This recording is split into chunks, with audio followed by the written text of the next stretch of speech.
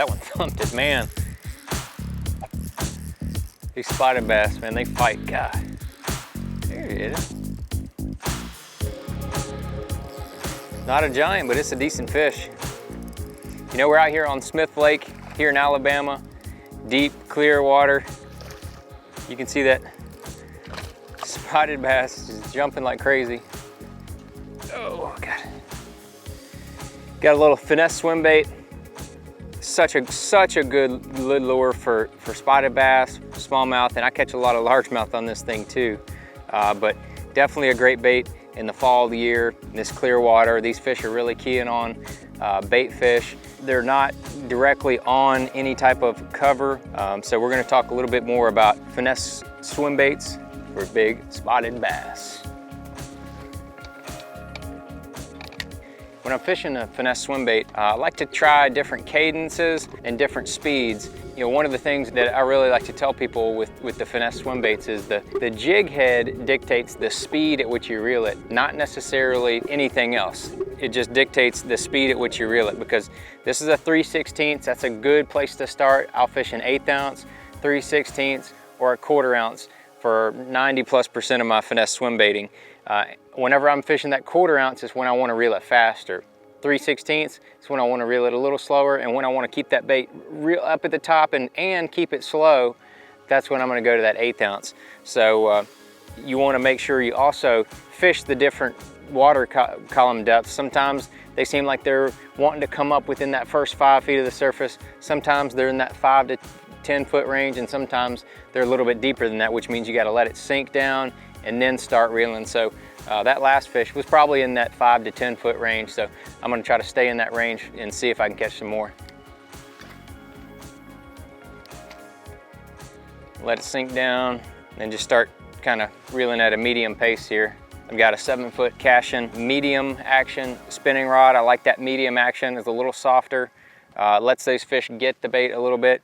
And I throw 6-pound Sunline FC Sniper. It's a very thin, supple line. I go straight fluorocarbon in this setup. I don't like a braid.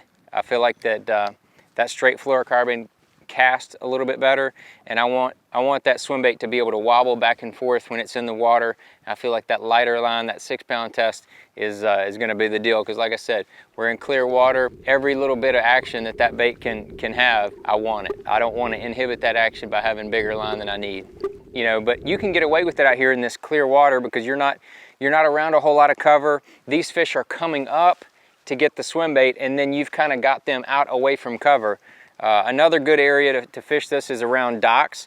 Those fish that are around docks that are suspended, throw in the swim bait next to the docks is also a really good way. But those fish are coming out from under the docks to get that bait, and then once you hook them, you kind of got them out in open water, and that's why that lighter line is something that you can definitely use, and it's a lot of fun. Let me show you the setup real quick. This is the Missile Baits Shockwave 3.5. It's the one, I mean, I've caught hundreds of fish on this little Finesse swim bait, and it's a Gamakatsu round ball head, like all Gamakatsu, really sharp, really sticky sharp hook. As always, anytime I'm fishing a topwater or a bait that I'm fishing higher in the water column, I want fish to look up. I'm gonna definitely have my hydro wave on, some type of the bait fish setting. I'll either have schooling or surface bait or deep bait, one of those settings. So I just feel like I want those fish looking up, and they'll see that little shockwave swimming in front of them, and you can catch more. Not a giant. He's not. Little ones are fun too. Hey-yo. See, he thinks he's a big one, but he's just not. He's just little, but they are so pretty though. When you're fishing this Finesse swim bait and you do get a bite, it's not like a Carolina rig, or you're not flipping, so you don't need to reel back and jerk on them. The best thing to do is just start, when you get a bite, is just to start reeling fast, and then just let the rod load up, and then just try to keep reeling as fast as you can. Because when that rod is loaded up, those fish shake their head. That's when they actually get the hook set in them. 6-pound test, you're not setting that hook, even though it's a Gamakatsu super sharp. you're not setting that hook into that fish. You just want to load that rod up, put as much pressure on the fish, so when he does shake his head, you know you're going to get a good hook set and you land a very, very high percentage of them that way.